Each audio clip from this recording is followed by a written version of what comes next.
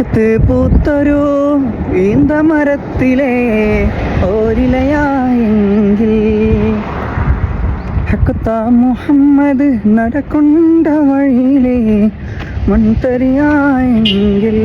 ഞാൻ ഈ പാട്ട് പാടിയെന്നറിയാം.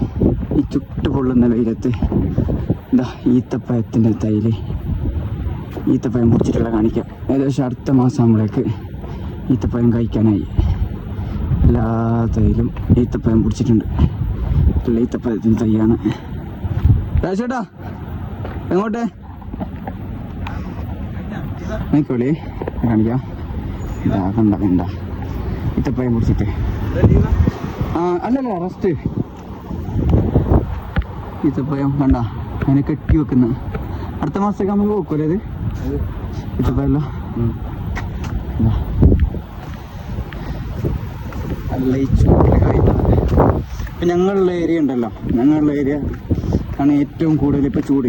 ഈ കൊല്ലത്തെ ഏറ്റവും കൂടുതൽ ചൂട് ഷവാമക്ക് ഷക്ബൂത്ത് ഈ ഒരു ഏരിയയിൽ അബുദാബിയിൽ.